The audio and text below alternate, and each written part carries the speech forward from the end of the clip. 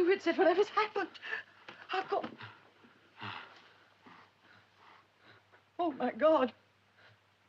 Oh, help me. Help me, somebody, please. Help, please. Don't. No one else. Come closer, please. No strength. How strange to lose it. Listen, please. I've bundled it. Tell them I've messed it up. Nobody to blame but me. No, no, Doctor, not you. Never you, Doctor. Yes, me. Nobody to blame. Doctor, please, please. I... Tell them to look after.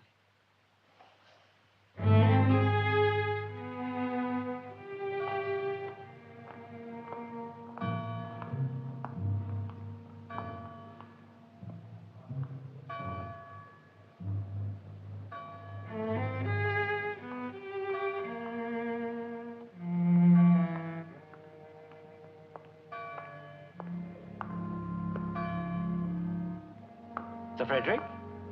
Sir Frederick, you all right?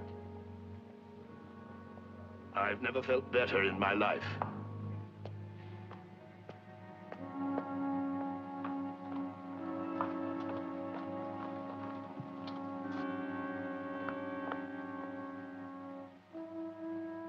Why? Dr. Gillen, why should he do it? Why should he do something that contradicts everything he stood for? Without him, there wouldn't even be a British Analytical Institute. What about his patients? How lost they must feel.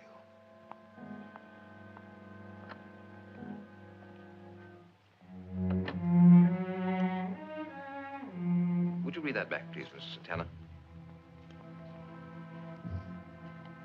Therefore, gentlemen, it is imperative. Imperative.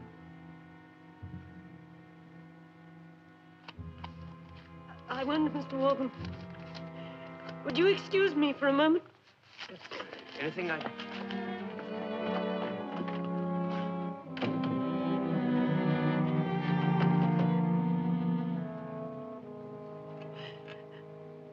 I'm sorry, Dr. Whitset. I'm so sorry.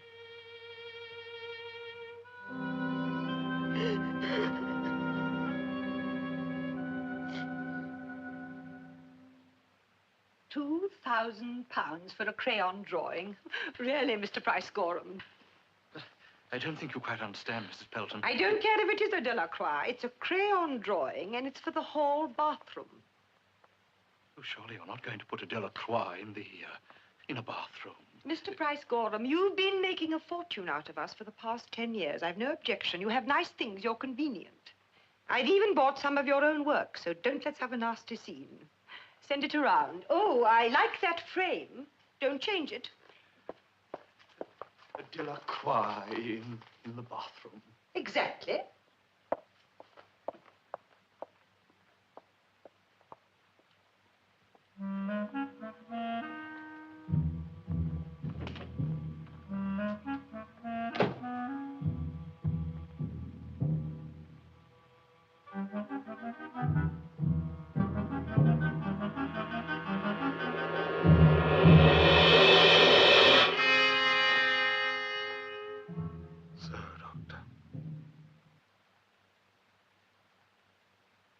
So, as we mark the 3rd anniversary of this American experiment of a so-called Peace Corps, shall we acknowledge it only as a noble gesture, merely a tease to the rest of the world, indicating that the United States has some fleeting moments of conscience?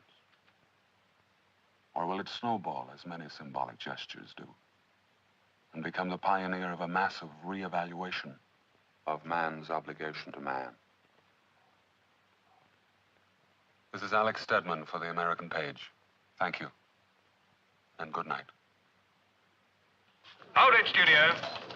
Hold it. That's it, Mr. Stedman. Could you hold on for a video check? Marvelous, Alex. Absolutely marvelous. It's going to be a great show. I think they're really interested.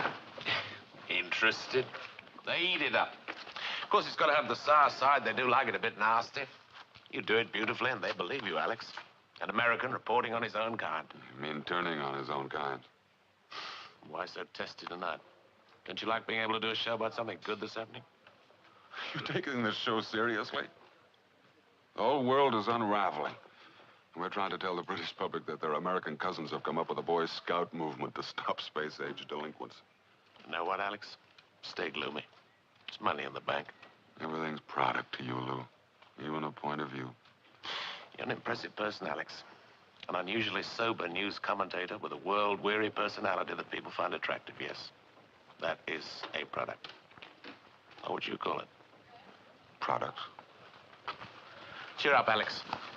You're off camera now.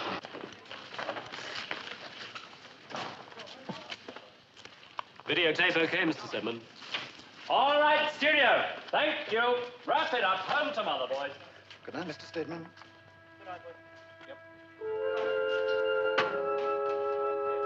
Good night, Mr. Stedman. Good night, boys. Good night, boys.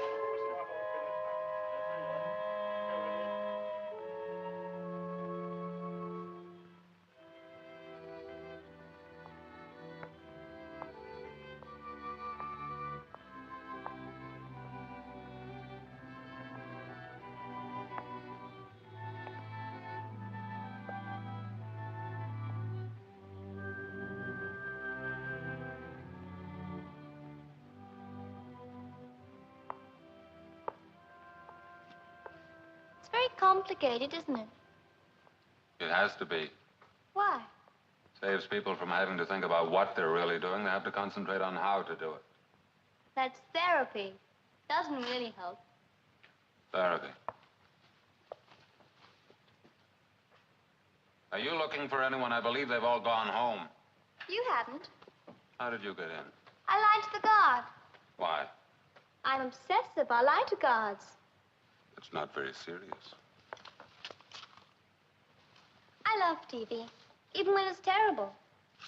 I think I'm going blind from watching TV. You see? Look closely. See the deterioration? I'm a victim of the electronic age. Me too. My father says you're a collector's item. He said you're an honest man. I've seen you in real life before, Mr. Stedman. Where was that? My father's house.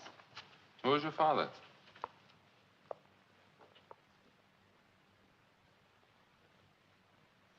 Who was your father? Leo Whitset. I'm Catherine. I don't know your father.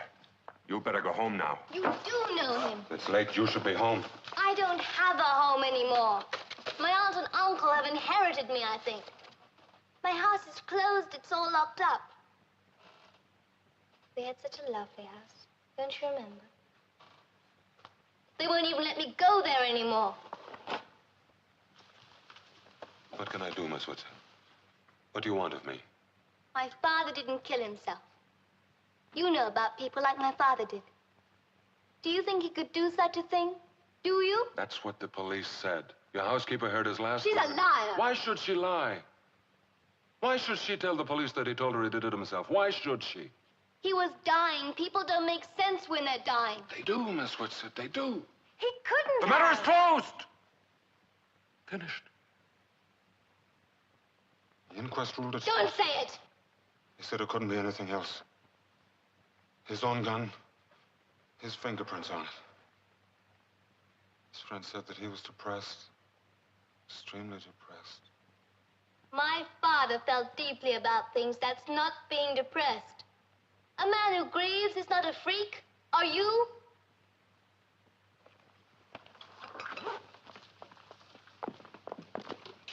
My father was murdered. He was. The idea of suicide would be the most terrible thing in the world to my father. He was murdered. I know it. You must know it. Please help me. Why me? I saw my father watch you on TV. He read all your articles. Thought you were fine. So fine. It's not wrong to ask for help. Is it? You must have spoken to the police. Over and over again, and what do? They comforted me. But I don't want to be comforted. Do you think my father would do such a thing? It was one of his patients, Mr. Stedman. My father knew that one of his patients wanted to kill him. Did he tell you that? He didn't tell me who. He never would discuss his patients. He never even kept files, never wanted anyone to have access to them. But I know that one of his patients wanted to kill him. He was terribly worried about one of them. The house was locked. How could they possibly... You know he'd open the door to anyone in trouble. It was one of them. I'm one of them. I know you. You're like my father. You want people to live.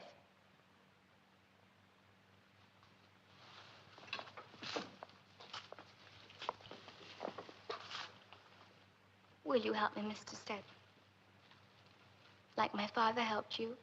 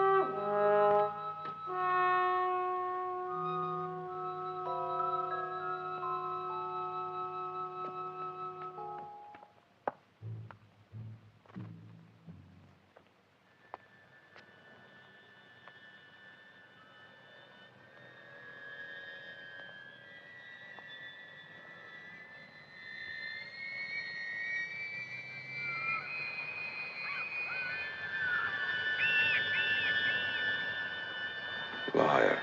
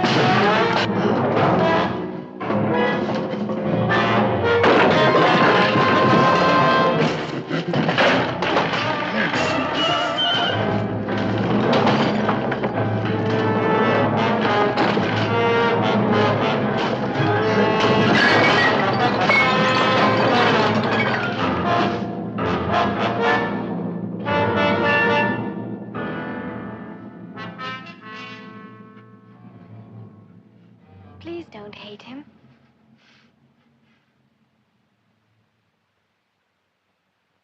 Know how to ride a bike?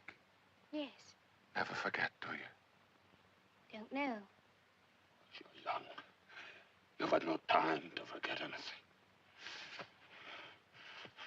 I forgot how to whistle, how to grin, how to talk to children without frightening them. But then a man told me I could remember. He tried to make me believe I hadn't seen what I had seen. So I tried. I really tried. And then I heard a shot. The lesson was over.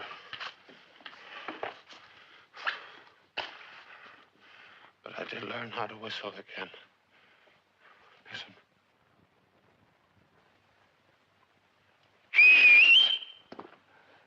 And I have learned to laugh all over again.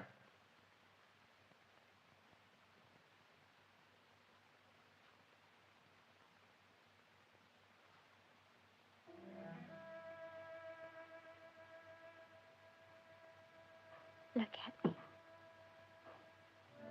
Please look at me.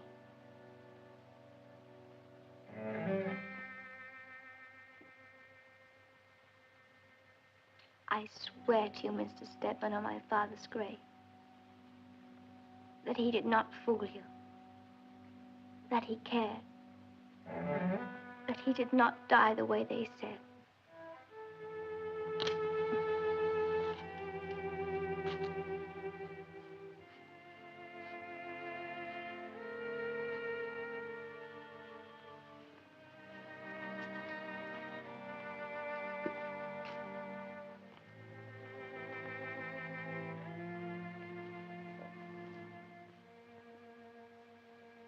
The reason why the 7 stars are no more than 7?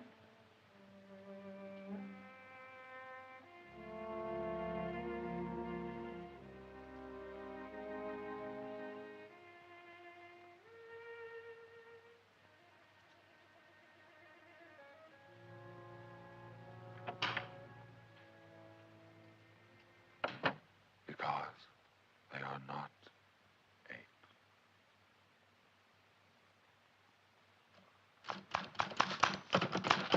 Ian? Tied up. Tell him I'm here, will you? Ah. I'll just stick my head in. Don't. Alex Stedman's with him. Oh, well, here we go again. They won't refuse him. You ever seen his shows? Well, even when he's nice about things, you feel he knows something is terrible. Don't you ever look up when people talk to you? No. Why not? I'm civil service. Alex, let it alone. The fellow simply killed himself. Let it alone. Why? Alex, please, I don't know why. I'm a public relations man, not a policeman. What are you doing at the yard, subletting an office? Do you want us to start a thing about a perfectly competent police inspector?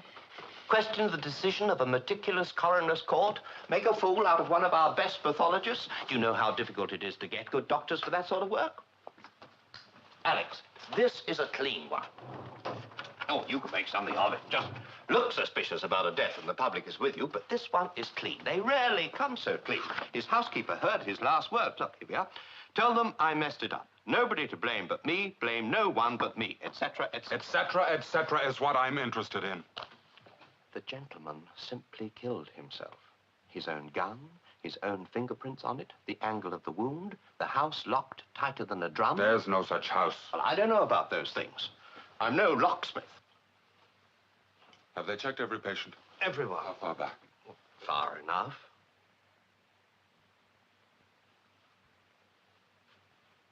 I'd like that list. I don't have it.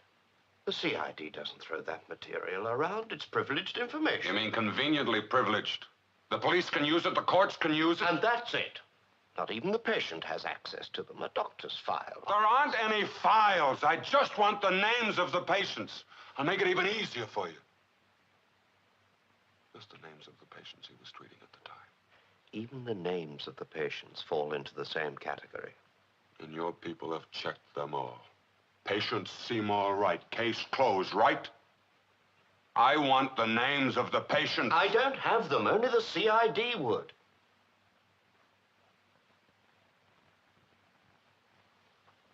You know, Larry, if there's someone on that list who is being looked after, your people would be making a mistake. Are you accusing us of protecting somebody? Not to cover a crime, no, never that.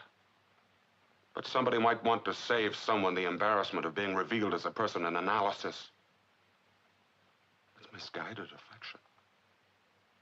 It's no disgrace.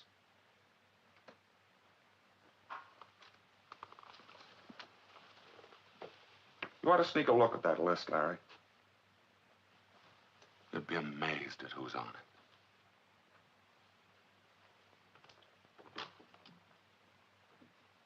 Mr. Stedman, I'm not debating with you, and I'm not being interviewed by you. I revered Leo Whitset. I revered him as did the whole profession, but he's dead. He committed suicide. That's a fact. It will not affect my work. Won't it? A leading analyst takes his own life, contradicting everything he stands for. How do you explain that to your patients? I tell them it's not pertinent. It's not pertinent to their treatment. Would it be pertinent if you could tell them that he didn't commit suicide, that he was murdered? By a patient? It's impossible. And Leo Whitset did not treat psychotics. You know the time he spent teaching at the Institute, lecturing, writing. He limited his private patients to good, healthy neurotics. Good, healthy neurotics? Yes. People able to function within reality. A neurotic knows who he is, what he is. He's disturbed, yes, most people are. But he's not a psychotic. And analysts do not treat psychotics. Some do, with entirely different methods. Mr. Stedman, a psychotic is a person who is suffering a major illness. Unlike the neurotic, his ability to judge reality is impaired. He lacks a kind of glue. Yes, we call it glue. We don't really know what it is, but it's the force, a certain kind of strength, which enables a person to adjust, to adapt to stress and change. And lacking this glue, a person cannot cope with the pressures of life unless he sets up defenses, which are sometimes irrational, sometimes debilitating, sometimes... Sometimes what, Doctor? Violent?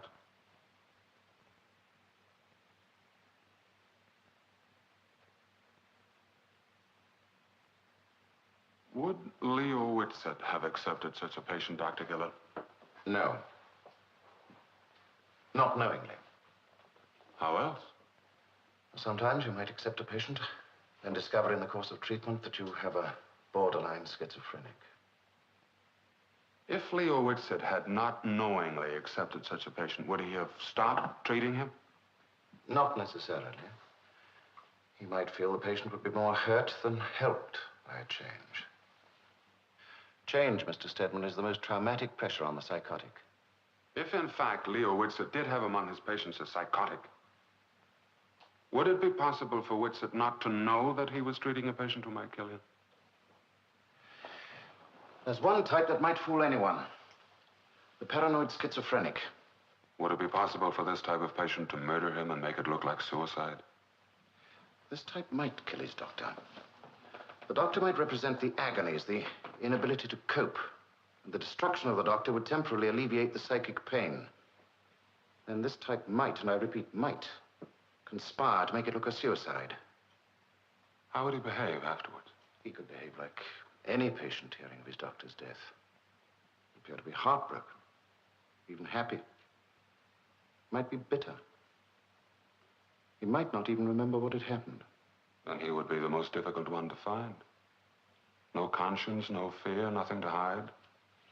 Mask of innocence. They could behave in so many ways. They could appear to be absolutely irrational. He could behave like you, Mr. Stedman. Could he continue to hide it to keep up the pretense? Yes. And the violence, the desire to kill, would it reappear? Inevitably. When the stresses became too much, when the pressure grew unbearable. Suddenly? On impulse? Sometimes it might be the result of very deliberate plotting, very careful scheming. Sometimes a sudden, violent outburst. Mr. Stedman, what I'm describing to you is one of the most terrible illnesses we know of. Then we should find that person. Dr. Gillen. I want a list of his patients. Mr. Stedman, there was no such patient. Are you sure? I'll find the patient. Don't. Why not? If there's any chance, the slightest chance that you're right, you're looking for one of the most dangerous people in existence. You won't know until... You won't know what to do, what to say. I do know how to listen, how to look, to wait. I'm a trained reporter, Doctor. I've spent most of my life looking for the truth. Not this kind of truth. It's special. Look around the world, Doctor. What's so special about madness? What's so special about murder?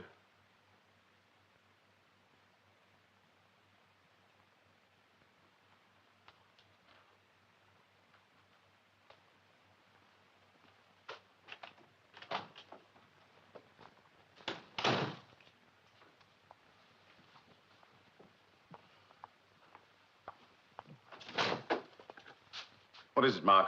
Your lecture begins in a few minutes. I know. Anything wrong, Doctor? Nothing. I've merely been interviewed. I think quite thoroughly. What are you staring at? Nothing. I've rarely seen you smoking. Stop being so damned observant. You student analysts are compulsively observant. That's all you do is observe. Spend so much time observing, you don't have time to think. Let's go. But keep in mind, Doctor, there may be times when a man smokes a cigar because he wishes to smoke a cigar.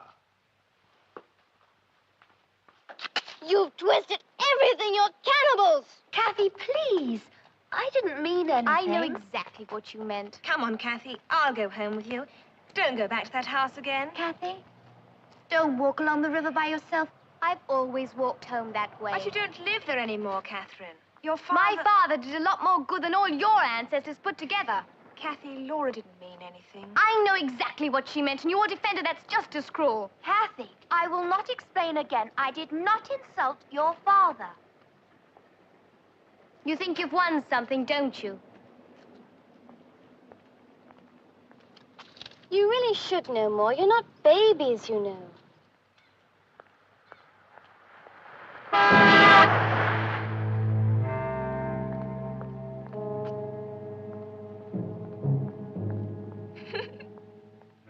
Suicide, you know.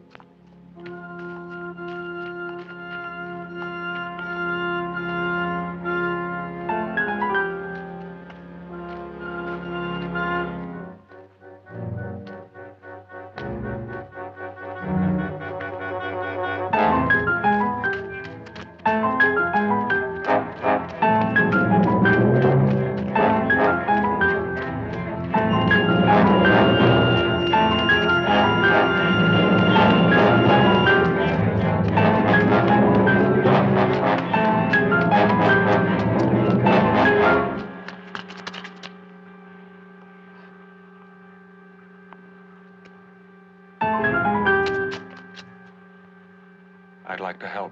I don't believe you. Why did you follow me? I didn't follow you. I was waiting for you. Why did you follow me? Why should I follow you? Why should I frighten you, Kathy?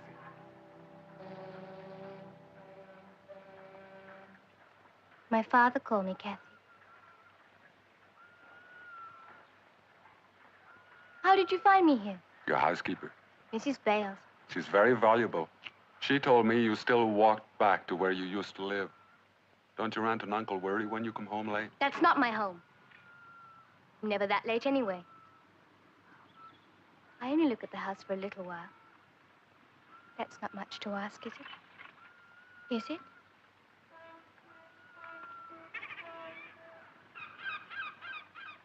Alex, do you like those sounds? Yes. Very much. Why should someone follow me? What more is wanted from the Whitsets? What did we do? Let's just listen for a while.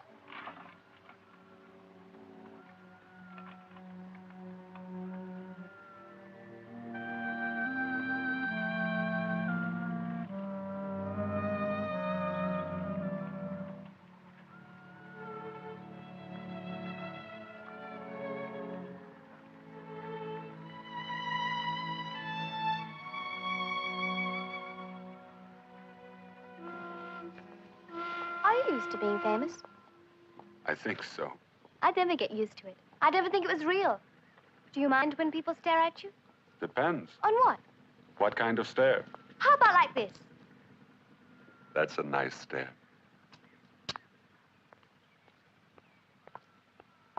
He has to stare forever, no matter what.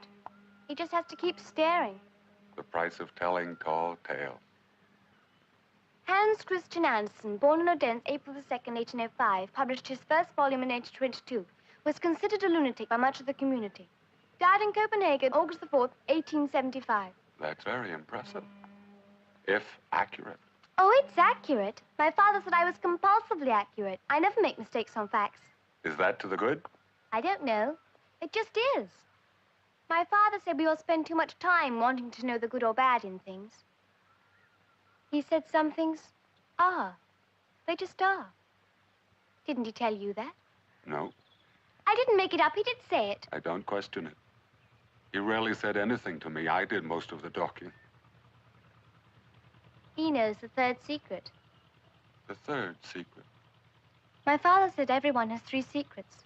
The ones they won't tell people, the ones they won't tell themselves. And? That's a secret.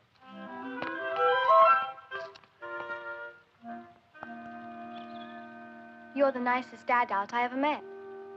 Except my father. And you're the nicest non-adult I ever met. Except Except who, Alex? Who? my daughter. My father's dead. So I like you best now. And I you. Why? My daughter's dead too, Kathy. Do I remind you of her, Alex? I'm sorry. You do a little. Am I anywhere near as pretty? You are both beautiful.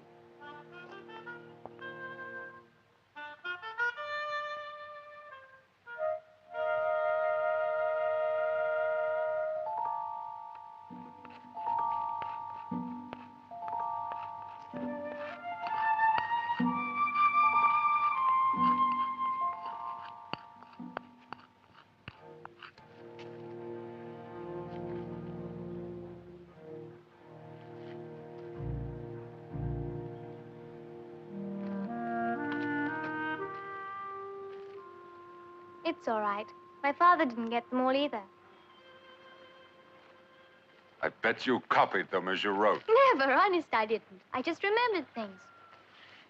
I'd write part of a line from Shakespeare on the wall in front of the house. The next day, my father would sneak down and finish it. We never told each other, but we knew. Then he stopped. And then you started to finish them, Alex. How did you know it was me? I watched you. You always walked along the river before your appointment with him. You never missed one. Till now, never. It's early. It's late. Please. Before we go. My father, he didn't. Please believe me. I believe you, Kathy. You do? Then you'll tell everyone, won't you, Alex? They'll believe you. I'm afraid not. Kathy, I've been to the police, been to your father's colleagues. I can't even get the names of his patients. I've tried. I know them. You know them, but your father He wouldn't. wouldn't dream of telling me. But I knew anyway. You see, he'd always leave his mail in the outside hall. His outgoing mail. Mrs. Bales took it to the corner. How could you tell I'd which... see who he was writing to. Kathy, your father probably had correspondents all over the world. But every month, the first of every month, there were 4 letters. He wrote 4 certain letters the first of every month. Didn't he write one to you every month, Alex? Of course, the bills. Right, and I remember the names and addresses.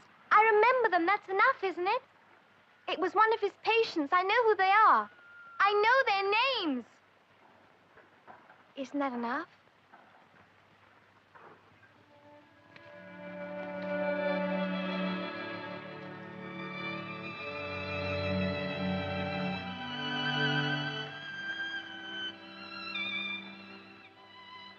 Go home now, Kathy.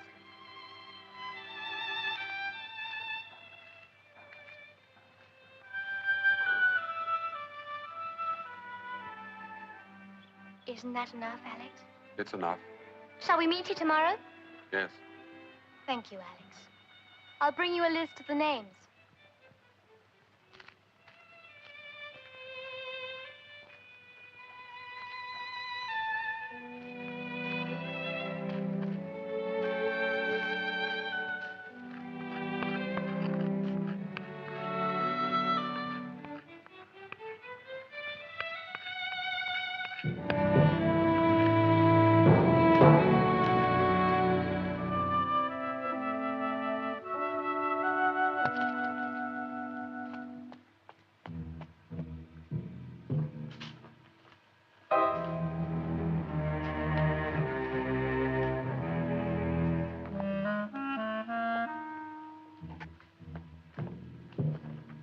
I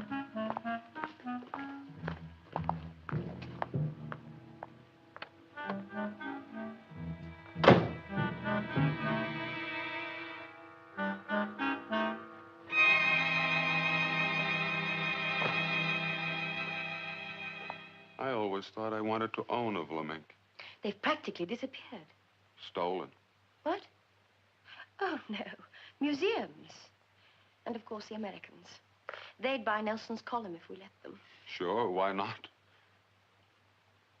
Oh, I'm terribly sorry. I didn't mean... It's just that we've practically forgotten that you are an American, Mr. Stedman. You've almost become a fixture. That's terribly hospitable of you. May I be of any service? I don't think so. The proprietor was Oh, shown I'm here. the proprietor, although that's not a phrase we use very much in our business. My assistant, Miss Humphreys, was helping you. Stedman. Alex Stedman. Price-Gorham. Alfred. Price-Gorham. We're very honored to have you here, Mr. Stedman. I know of you, of course. Although I'm afraid I get very little chance to watch your program. A place like this must keep you very busy. Oh, this is just the end result. There's so much more, you know, checking bankruptcy proceedings of large estates, going to auctions, traveling, buying. And, of course, the product is steadily shrinking. I know. The museums and the Americans. Oh, an oversimplification. Perhaps a little unjust. The world produces few masterpieces, Mr. Stedman, but many millionaires.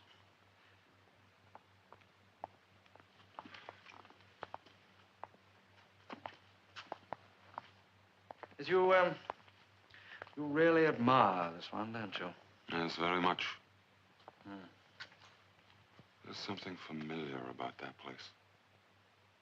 Familiar and a little frightening.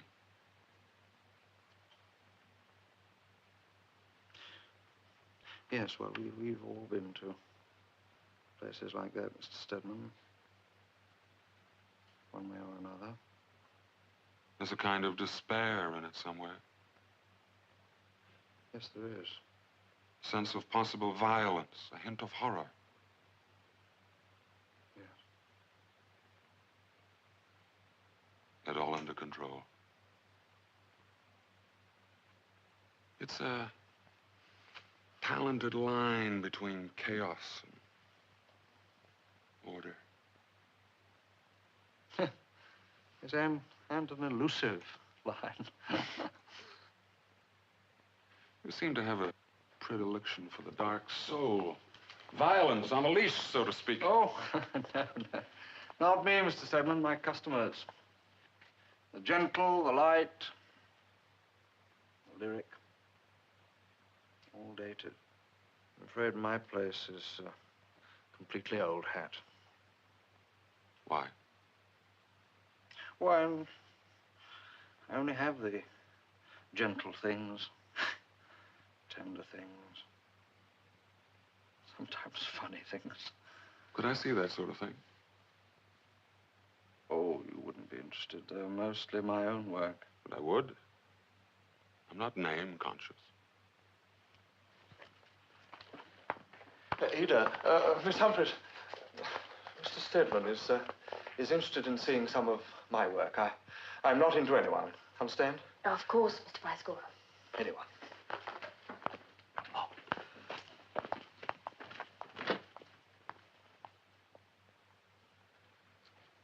The sun is the most precious thing for my kind of work. I would think so. East Anglia, isn't it? You know that part of the country. My wife was born in Norwich. Oh, beautiful city, beautiful. Yes. Well, what do you think? They're very pleasant. Pleasant. Don't you see anything else? They're very relaxing. Vitality, Mr. Stedman, doesn't have to be gaudy, crude, sick. The real spine shouldn't be twisted all over the canvas. Something in work? No. No, it's just something I've been toying with. It isn't working out. That happens sometimes. I tell you something, Mr. Stedman, I don't sell these. Don't even try. I'm not an aggressive man. Not on my own behalf. I could sell them, of course. There are those who admire my work, but it's an ugly process. They tease you a little. They want to try them in the country house. And they want to buy them for nothing.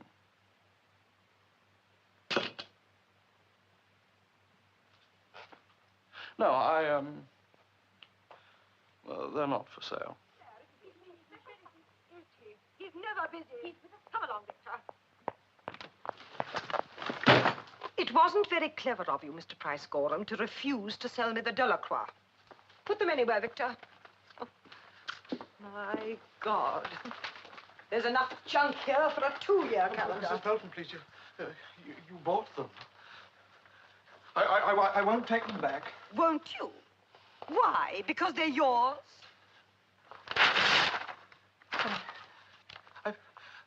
I've told my friends that I've sold. If you think they're too expensive, I'll make an adjustment, whatever you think is fair, but don't return them, please.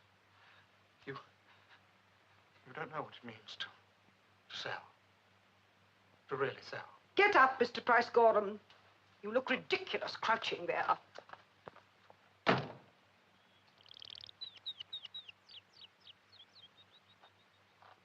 I'd like to buy one of your paintings, Mr. Price-Gorham.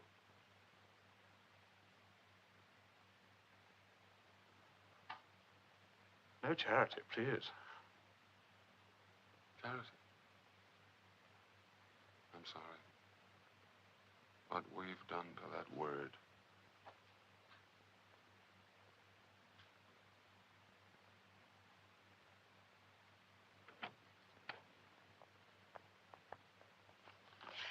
Oh, Mr. Stedman, we have a new collection coming in. I hope you'll visit us again. I don't think so.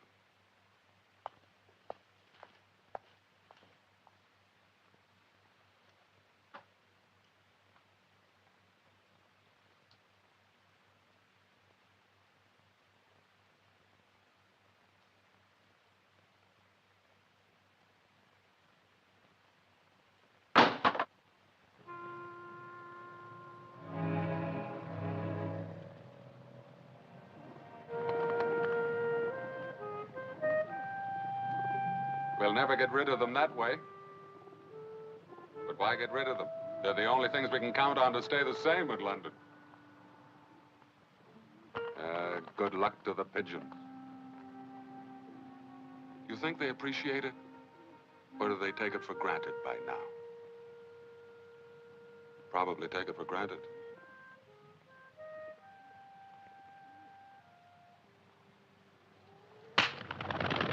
Don't do that. They're not bothering you. But you are. I'm not bothering anybody. Don't generalize. You won't talk to me. I'm not used to it. I've never seen a pretty girl having lunch here. Haven't you? And feeding the pigeons and not talking to me. I followed you. Why? Saw you come out of a building. I said, Alex Stedman, there is an astonishingly lovely girl. I'm sorry you lost her in the crowd. When I was 18, I saw a girl standing in line at Radio City Music Hall. You know Radio City? Everybody knows Radio City. Not that I've ever been there. Well, this girl, my Radio City girl, was so astonishing I left her immediately. But I didn't go over to her. I watched her go into that theater. Never saw her again. She really must have liked the picture. I think you've missed the point. No, you haven't. Anyway, it ruined my life. Please say, how did it ruin your life? How? Thank you. I've never been able to stop asking myself whether I would have married her, had 12 children, and become gentle. If people want to meet someone, they just have to go over or something, haven't they? I don't know. I think it's easier for some than others. My name is Alex Stedman. I'm thoroughly harmless. My name's Ann Tanner. I saw you too, Mr. Stedman. I was just trying to unfreeze. You were what? I was trying to unfreeze. To get up and say hello. To say hello to a man who's given me thought and pleasure. And I didn't think I ought to intrude. Well, I think that people like you ought to be left alone. I mean, oh, damn. I can't even get picked up with any style. Yes, you can. You've been very elegant. Oh, elegant. The only time I tried to curtsy, my father had to call the doctor.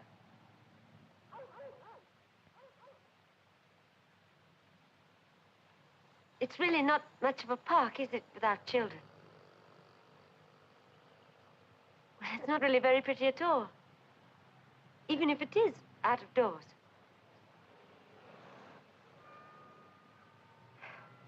Well, I told you it was easier for some than others. If you had your choice and could spend the rest of the afternoon doing anything you wished, what would you do? I'd tell my friends how we met and how I dazzled you. No, seriously, what would you do? Would you call your boyfriend? I don't have one. Shocking. Not at all. Be frivolous for a moment, just as a game. What would you really like to do on a soft, friendly day like today? Could I be frivolous and rich? They go together. Then I'd hire a car, and I'd go sightseeing to special places, which are probably not special to anyone except me. Do you know, I've been in London over a year now, and I've never been to... Well, I just never have. That's monstrous, but curable. No, I'll game's personally... over. I have a job I must No, get it's still back. on. Could you call them? Tell them something happened. If you will, I will.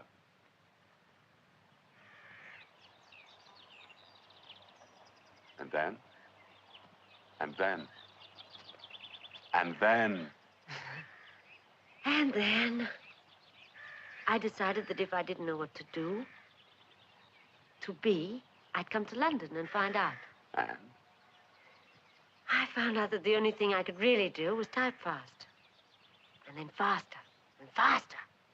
Is that all you found out, Anne? No. I found out other things. What other things? Don't ask me, Alex. It's been such a wonderful holiday. It's been so full. I still don't know why you asked me, but I don't care. Don't you have full days, Anne? Aren't you enjoying London? You should be doing fine. You'll never own anything more than these years. Let things happen to you. Take the word of Mrs. Patrick Campbell. You can do anything you like in London as long as you don't do it in the street. And don't frighten the horses.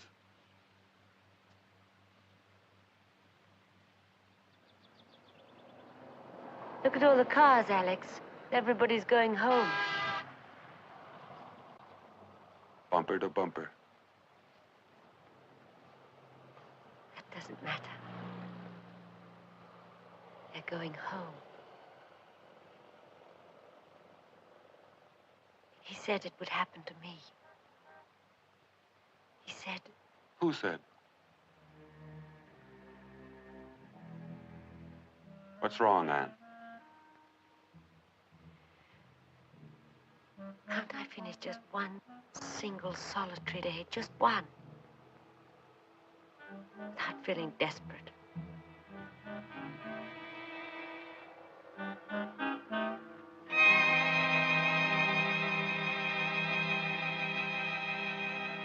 Oh, please come in. I'm Millie Hoving, Catherine's aunt. I just took a chance of stopping by to see Kathy. I hope I'm not... Oh, no, it's quite all right. Catherine talks of you all the time, Mr. Stedman. You've been so kind to her. Won't you sit down? Thank you. I'll tell her you're here. She'll be so excited. She's such a nice child, Mr. Stedman. Frankly, after my brother's death, I thought she'd become ill, but she's doing fine. Well, I had that made from a photograph. Leo would never sit for a portrait. Kathy looks a great deal like her father. She does. They used to say I look like him. when we were young. You look nothing like him, Mildred. Nothing like him at all. This is Mr. Yeah, I know it is. I'm Alden Hoving, Mr. Stedman, Catherine's uncle. Very pleased to meet you. Catherine says you were a friend of her father's. I was. Horrible thing, the whole business. Because Leo needed a doctor himself. But who knows? What good are they? If Leo couldn't cope, which of them can? Alden, please. Please? Please what, Mildred? I'll go and fetch Catherine. Some brandy, Mr. Stedman. No, thank you. It's not easy for us. We've never had children.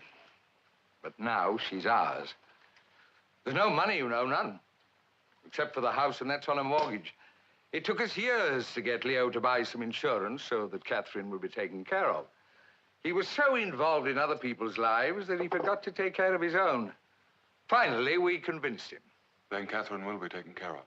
All the policies were cancelled. They pay nothing on a suicide. It wasn't suicide. It was not. Don't you say that again, ever. Catherine, don't you dare talk to me like that. If you do, I'll... You'll do what, Uncle? Good night, Mrs. Stedman. Good night. It's late, Catherine. Isn't it? You ought to give them a chance, Kathy. They are new at it. It's nice of you to come and see me. I was wondering when. How are you? Fine. But I don't belong here, Alex. I'm a stranger here. They're your closest relatives, Kathy. They're going to sell the house, my house. Can they do that, Alex? Can they? I'm afraid so. Your father's executors can sell. Of course, the money is yours in trust. I don't want the money. I want the house. What would you do with it, Kathy? I'd visit it, look after it, guard it. And then when I'm old enough, I'd move back there. Isn't that fair? That's very fair. But I'm afraid too romantic for solicitors, accountants, probate courts. Those kind of people seem to run the world, don't they, Alex? And I'd never even heard of them before. And they were always there, Kathy. Guess you can only see them in the dark. I'd love you to see it before it's gone. I've been there. Not really, just to my father's office. The rest is so beautiful. I want to show you my house, Alex. I want to show it to you. Just once before they sell it. All right? All right. I have to go now. Don't go yet. I must. Alex, any news? Have you seen them? A few. But I gave you all the names. It was one of them. You'll find out, I know it. You look nice. You're all dressed up. Where are you going? I have a date, young lady. Don't suppose you'd wait for me. Wouldn't be so many years. You won't look at me by then. I'd be a relic. Never. I'd be old and ugly. Never. There's no such thing as never. Yes, there is. My father will never kiss me goodnight again. Never again.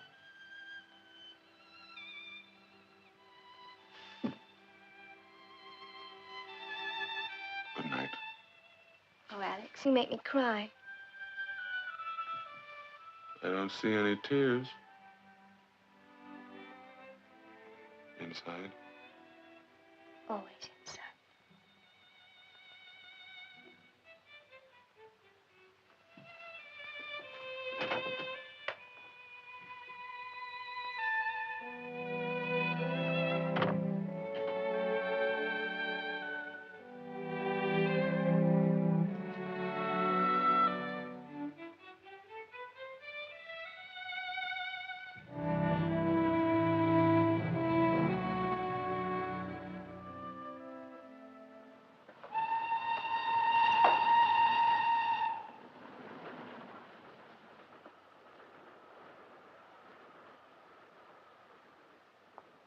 You read them all?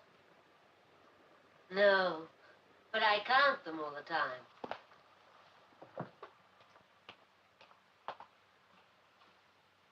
If you don't like it, I'll die. I like it.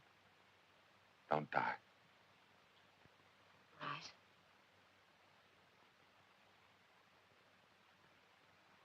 It's almost ready.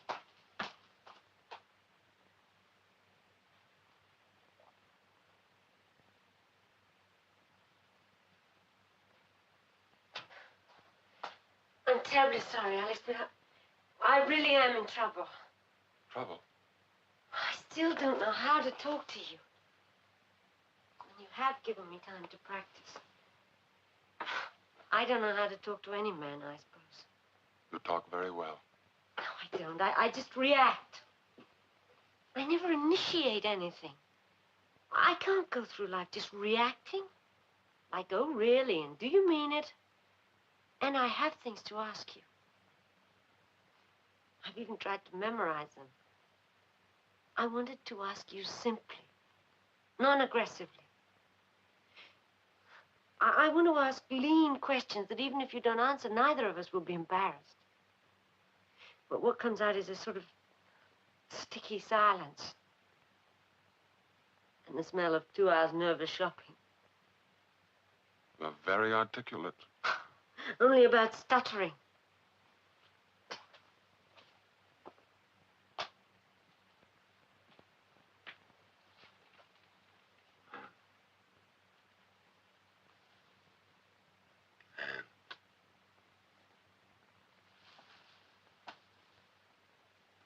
The beginning is everything, isn't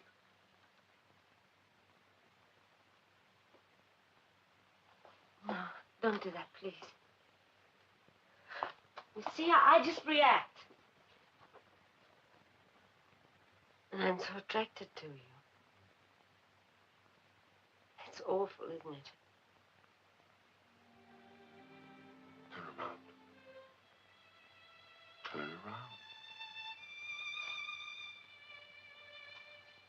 See how graceful you are? See how elegant? How really elegant you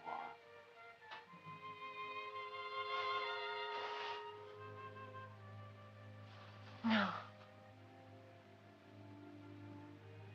Let me do it on my own.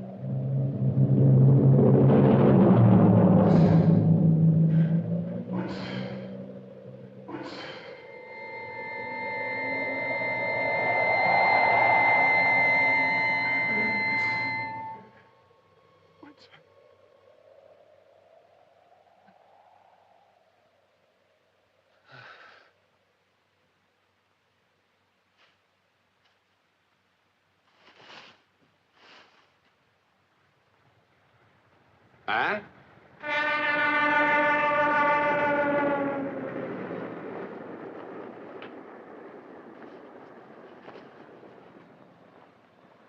Anne.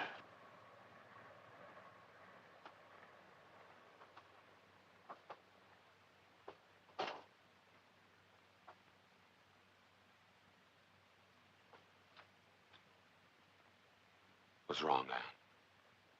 Wrong? Yeah? With this empty cave turned beautiful?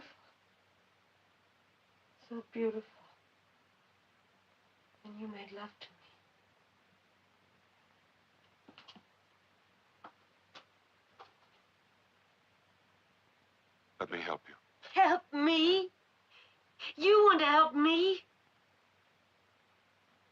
me then. I had a bad dream, such a bad dream. About millions of years of loneliness. Continents of cemeteries. You dream about the dead too, don't you? You dream about a dead doctor. Poor dead doctor. Oh, I dream about him all the time. But not tonight. I didn't need him tonight. I had you. Still, he was with us, tapping his way around like a blind, defrocked ghost. But it was your dream this time. For God's sake! Yes, for God's sake! You dream about your doctor, Alex, and you talk about him in your dreams. Our doctor. Our dead doctor.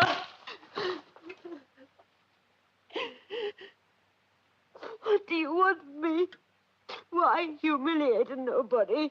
I was looking for the person who killed him. He's killed? That's not what they said.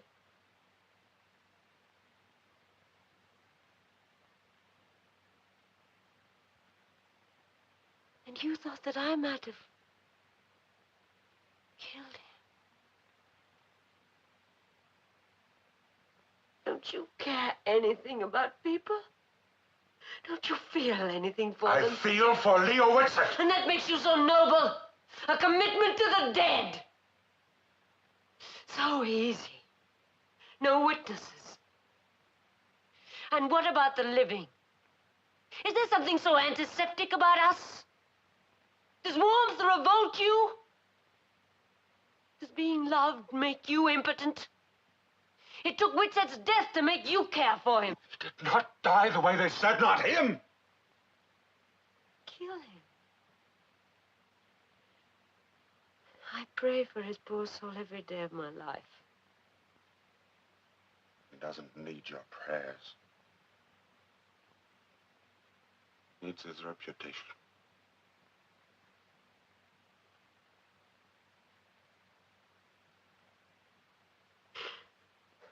Oh, Alex. Is there no gentleness left? Doesn't anyone care about people? Did the last of pity die with Leo Whitset?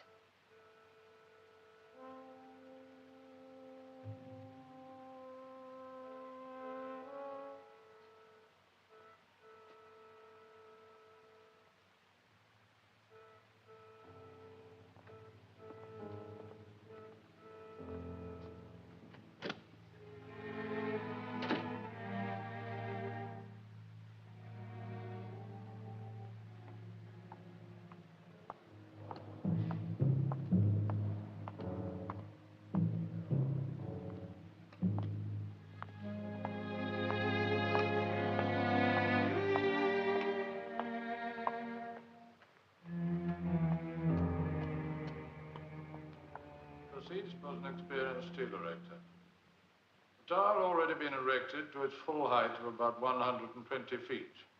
But staging is required to be erected at various points up and down the structure to provide platforms from which the riveters could rivet the steelwork. The method of erecting such stagings involved the fastening of battens of wood known as needles horizontally at the sides of the structure. The inner ends thereof being approximately in line with the center of the tower, and the outer ends protruding out for some feet beyond the corner. Binks, I think we'll adjourn now. Tomorrow morning at 10:30. Of course, my lord.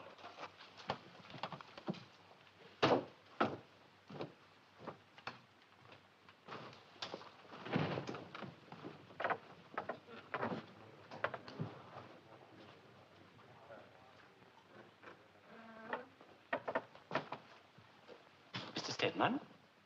Yes. How do you do? My name is McHenry, Dermot McHenry. Yes. I am his lordship's clerk. His lordship's clerk. I see. Well, actually, his lordship was wondering whether you'd care to come to his room. It's I just don't know Sir Frederick. You don't? Oh, well, his lordship... I know of Sir Frederick, of course. It must take a great deal of patience to sit through one of these. Actually, it's a most interesting case. I probably didn't get the full implication. I'm sorry. That's all right. Actually, his lordship was wondering whether you'd care to take tea with him. Sure. Oh, well, then, if you'd kindly follow me in. Great. Yes, why not?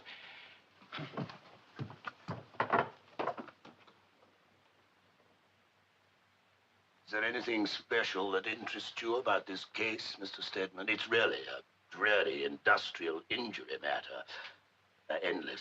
The whole business could have been settled by the solicitors.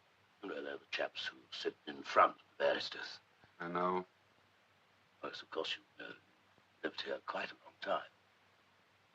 A long time. Right. I assume that you're thinking of doing a program concerning courts. For the moment, I'm just browsing around. Oh, yes. Gestation before... I prefer to call it browsing. There's no commitment. Not even to myself. Oh, yes, but an idea is an idea. Once you have it, it's a little more difficult to control it. Hmm? You cannot film in the courts, you know. Of course not. No, yes, of course, you know that. Well, I was delighted that you were able to stop by. We're always pleased to see distinguished visitors in court. Perhaps I could drop you somewhere. Oh, thank you. By the way, Sir Frederick, as long as I'm here, I wonder if you might help me out with a legal point that's been troubling me. It's just a small thing. Well, I should be delighted to clear it up for you. I want to know if there is a legal method for me to recover my file from my doctor. Under what circumstances? Actually, from my doctor's estate. He was an analyst. Surely your solicitor must have advised you that it's next to impossible. He said quite impossible. He said an analyst's files were never available to his patient. Privileged writings, he thought. Well, not technically, but in principle they're treated that way, and a very wise concept. I was able to see the files just before the place was sealed. Unfortunately, there was no time to destroy mine. Of course, I don't want anyone else to see it. What can I do, Sir Frederick? Oh, I don't think you need worry. After the estate has been probated, the executors will probably destroy them. They usually do. I think we can assume that no one will see your file. How can I be sure? I saw them. Them? I went through all of them. Mr. Stedman, I think that was an unconscionable thing to have done. My instinct, I guess. I can't resist looking at any information available, even privilege. Besides, Whitset's dead. He can't possibly... Whitset, he kept no files.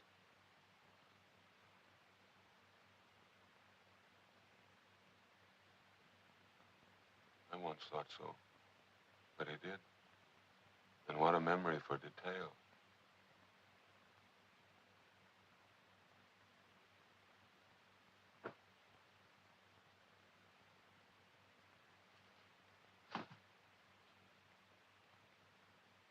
You were a long time getting around to this. I had an impression of your being a direct man. I should have been. And you know. We did keep files. No, I know that office as well as I know my own. He had no files, none. No secretary, no nurse. He didn't believe there should be any access. He had no files, none. Not in the office. But he did live upstairs, didn't you know that? I did.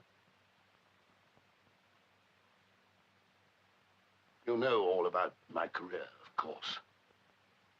You've heard that I may be promoted to the Court of Appeal. Yes, Sir Frederick. I must confess you're as distinguished as you can get. Mr. Stedman, you really are a disappointment. You're not a gossip columnist. You've never been grouped with cheap sensation mongers. I'm a reporter. You're also a guest in this country. I live here. Yes, there's no need for that. Frederick, you wanted me to be direct. I'll try. The death of Leo Whitset. Well, at first I couldn't believe it. A man like Leo Whitset. But it was true. When I got back to London, they had confirmed that it was suicide. You got back? Where were you? I'd been sitting in Bristol. Mr. Justice Maxson had been taken ill. We're away. We were not in London when he died. What does it matter where I was? Matter of public record, anyway. What is important is where you were, and we know, don't we? Looking through the recorded anguish of other people. Mr. Stedman, please. It was a long time ago. Nobody remembers nobody. It's never happened again. Please. Only he knew. I told him I trusted him. Please, Mr. Stedman, it was a long time ago. I trusted him. There are no files, Judge.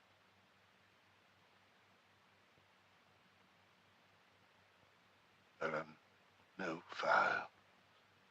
None. Just the names. Nihilistic patience. Goodbye, Mr. Stedman. Why? To be this cruel, why? Save a man's reputation. That's not enough. That's not enough for one man to do this to another. Why? Thought it was for his reputation. It was for me. I have to know for me. Why?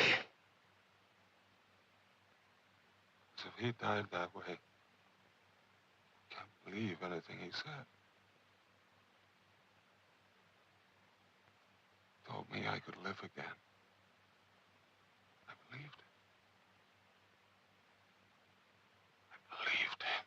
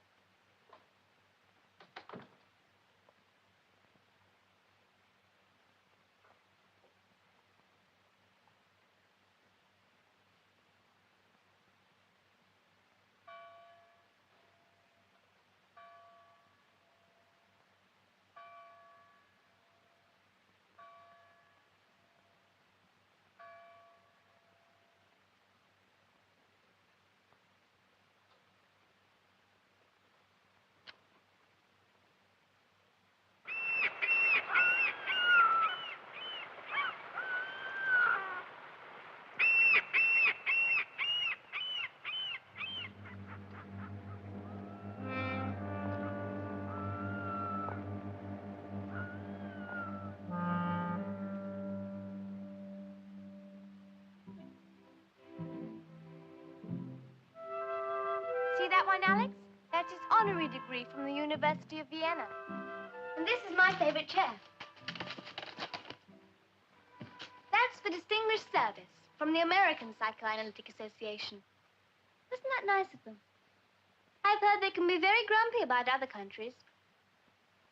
Oh, that's a person in the autograph picture. Dana Hayward. Right. He was a great pioneer in something or other. Something or other. Read the inscription, Alex. To Leo Whitset, companion in nightmare. Look, Alex, see this one? Kathy, don't you think I better take you home? It's getting late. This is my home, Alex. Please, you promised. I want to show you where we live. You shouldn't even be here. This place is sealed by law. Just a little longer, Alex, please.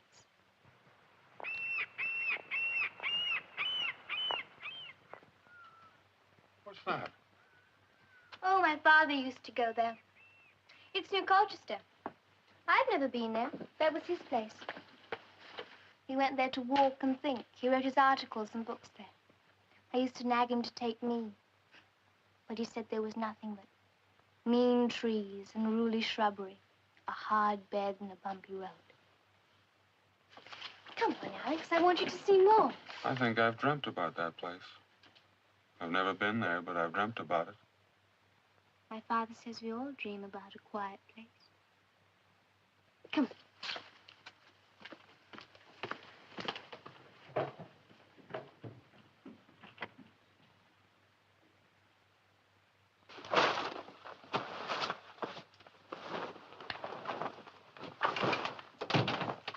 It is your room, Kathy. I don't mean to be childish, honest. But I can't let them sell it. It's like selling your memories. Like taking away the years. Like they never were. It's not fair to sell a person's memories, is it, Alex? You'll keep your memories, Kathy. Believe me, it's just a room in a house. Long ago, it wasn't here. Something else was here. Kathy, everything changes. That's the real truth. Maybe that's true. But it doesn't mean anything to me. Isn't it true that the rain is wet or the grass smells sweet? That doesn't matter. What matters, Alex, is how you feel. And I feel that the end of this house is the end of me.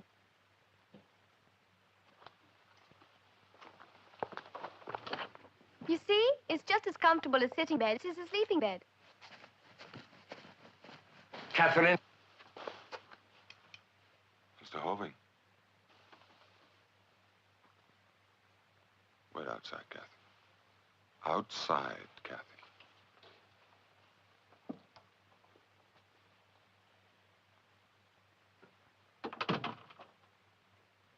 The girl is 14. 14, Mr. Stedman. Did you just remember her age? You pig. You filthy-minded pig. You rigid, narrow, dirty, thinking pig. I'll have you arrested. For what? I know your type, you worldly men. You above it all stages. You're jaded! Get weapons! Alex, don't! Alex, no, not again! Let him go, Alex! Alex, you were going to kill him. No, Kathy, no. You were going to kill him, too. It's not true. You don't understand. Oh, Alex.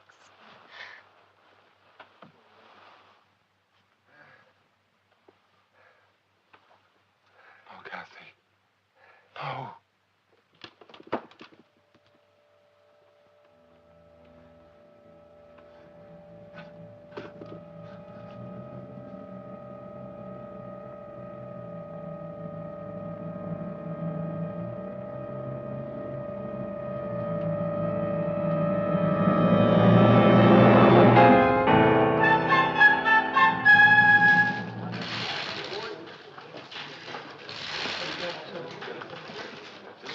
To make these changes, Alex.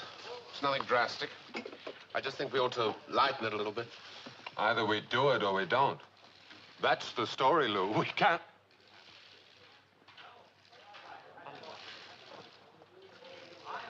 Please turn up the sound. Has come to light concerning the death some weeks ago of Dr. Leo Whitset. The police, who had accepted the coroner's verdict of suicide, reopened their investigations when a patient of Whitset's apparently took her own life late last night. The patient, 28-year-old secretary Anne Tanner, had been under Whitset's care for about 6 months. Found beside the body of Miss Tanner was a note confessing her responsibility for the death of the noted analyst. Now for a report on today's international match, over to Wembley. Back heel there by Kempson again. They're inside the penalty and very cleverly taken away by McCraw. Redding gets it, beats him, turns inside, right on the edge, flicks it, and it's still good. It beats the goalkeeper. It's there!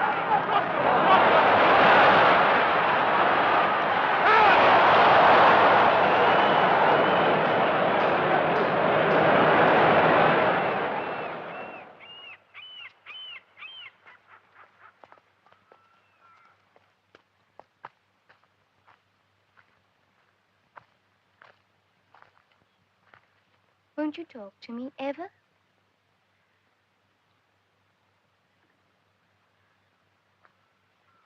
I'm sorry, Alex. About what happened at my house. I was terribly frightened. My uncle, well, he is what you said. He was putting his thoughts into your head. I'm sorry about your friend, Alex. Even though I am sorry, Alex. They haven't finished the investigation, Kath. It's not certain yet. It has to be her, doesn't it? They said I can keep the house after they have a formal report. The insurance will be all right then. I'll be able to keep everything. My father wouldn't want strangers living in the house, Alex. I know he wouldn't. I don't want anything of his to be sold. What about the other house? Oh, the one in Colchester. We didn't own it. I'd never been there. It had nothing to do with me. My father said I wouldn't like it anyway. Just some mean trees, a hard bed, and a bumpy road. Yes. But I can keep my house, Alex. And I can come and go as I please. We may rent it for a while, but only for a while. Never need have happened, Alex. She was his newest patient. He shouldn't have How taken... do you know she was the newest? The mail. The monthly letters to her started after the others. See how observant I am? It's frightening. If only he hadn't taken her. He was tired. He worked so hard at the Institute. 5 patients were too many. He shouldn't have... 5? But there were only 4. 4 patients, Kathy. Of course 4. Didn't I say 4? Oh, you said 5. And you're never wrong with facts, are you? Go on, try me again. Anything. Go ahead, try me. All right.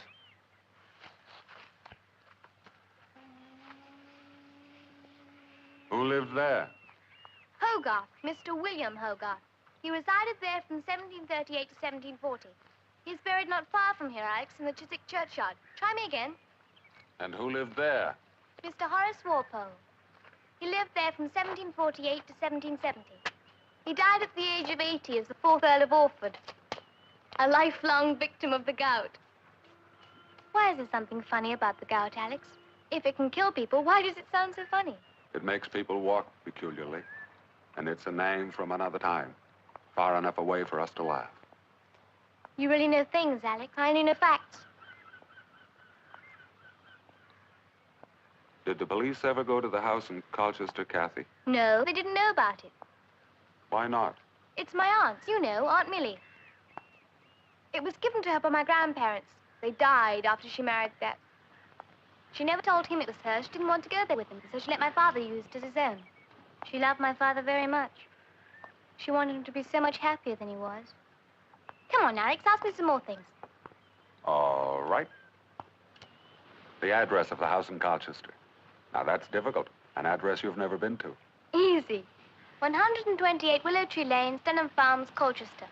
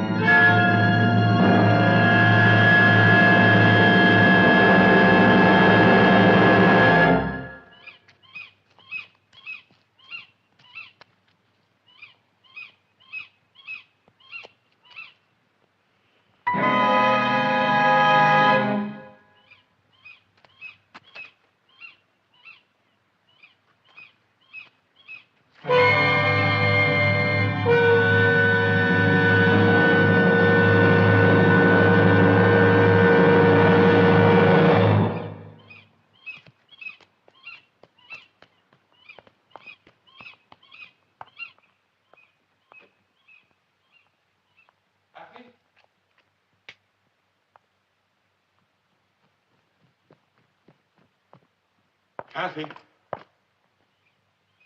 Are you here?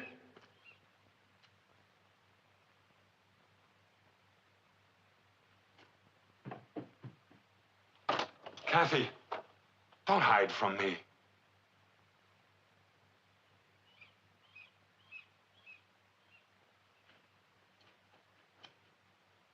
Hello, Alex.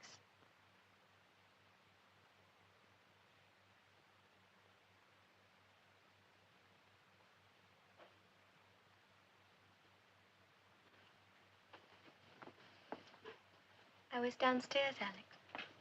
I'm sorry I wasn't here to greet you. I was worried about you, Kathy. The housekeeper said you were staying with a friend. I am. Are you going to stay here all alone? I'm not alone. I think we ought to go home now, Kathy. Where's that, Alex? Where there are people. People who care. There's no such place.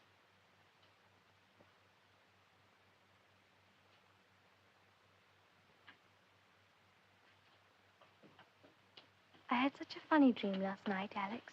I dreamt we were standing in front of the statue.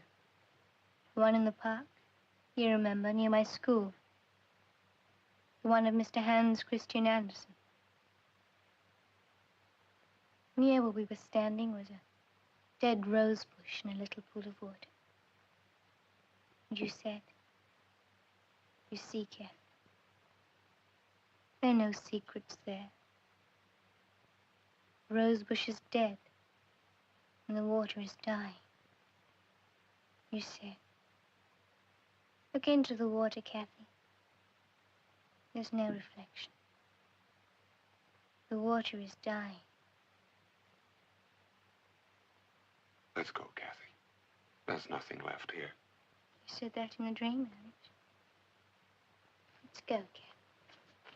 There's nothing left here. You're cleverer than I am, Alex. Just older, that's all. Much cleverer. You knew I meant 5 patients, didn't you? Yes. That game about Mr. Hogarth's house and Mr. Walpole's house. It's not a game, was it? No, it wasn't. You know what the third secret is, Alex? The first is what we don't tell people. The second is what we don't tell ourselves. And the third? The third? The third secret is the truth. Yes. You see, you find out by understanding. I only know because my father knew. Don't stay here, Alex. This place is closed. It's all sealed up. Please go home. I love you, Alex. And I you. We'll go together. No! No! Wait, Kathy! No! Don't run away!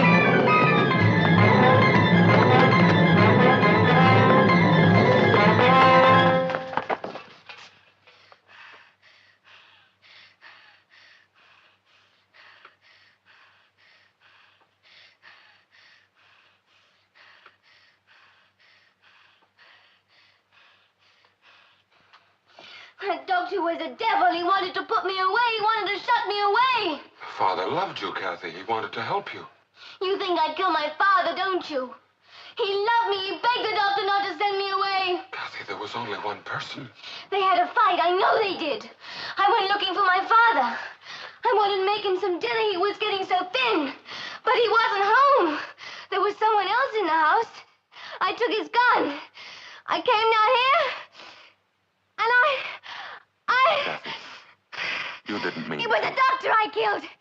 But they sent another one, you. And you want to send me away, too, like him.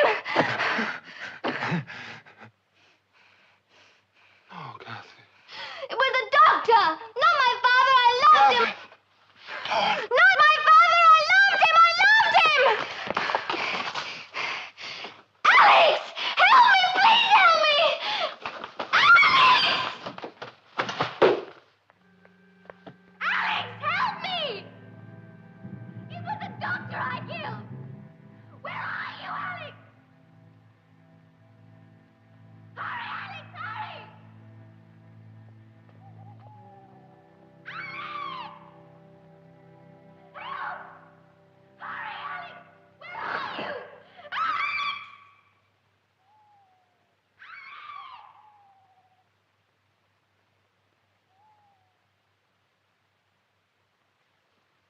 Mr. Stedman.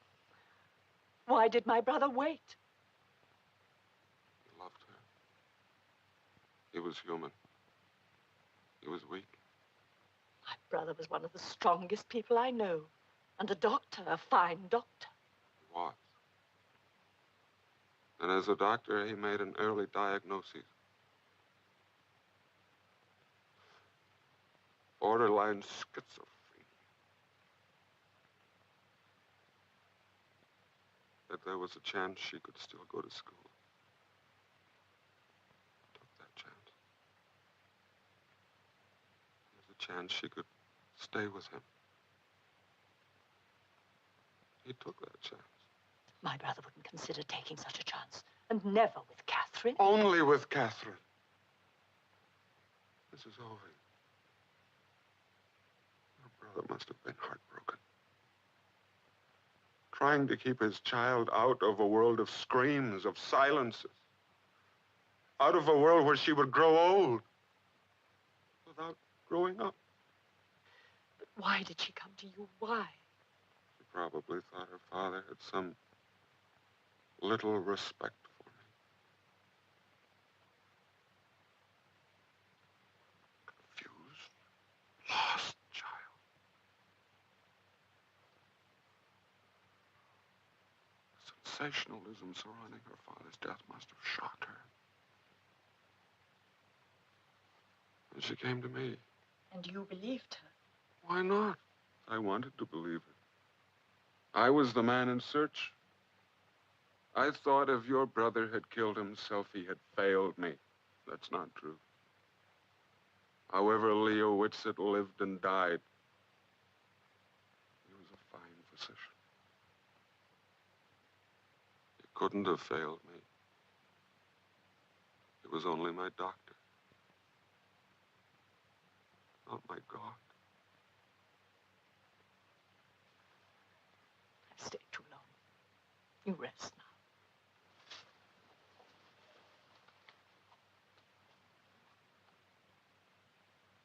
Do you know who saved your life, Mr. Stedman? Do you know who called me, who called an ambulance? Do you know whose arms were holding you when we came?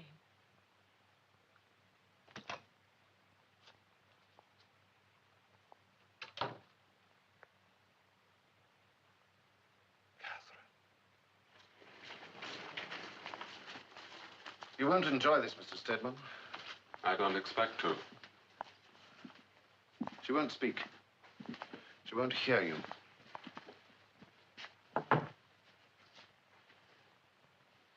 Why do you want to see her? Because she's my friend. Morning, nurse. This is Miss Whitset's visitor.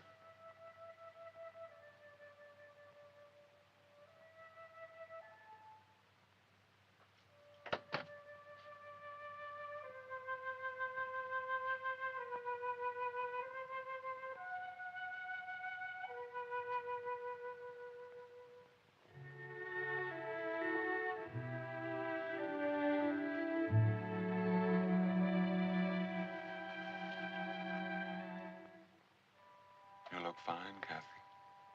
Just fine. I'm fine, too. All better.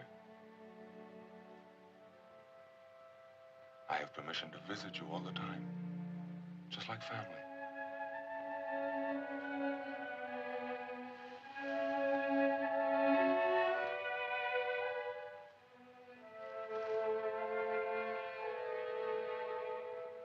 All inside, Kathy. Always inside.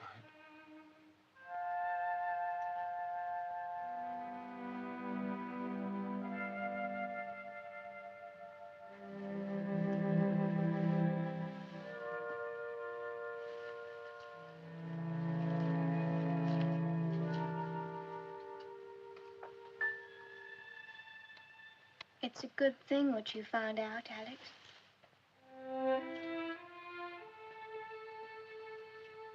And what's that, Kathy? That he didn't die badly. It's a good thing, isn't it, Alex?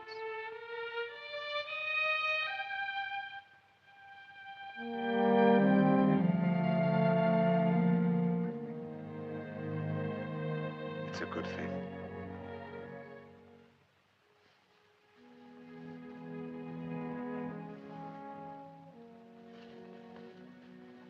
Look, Alex. I'm crying.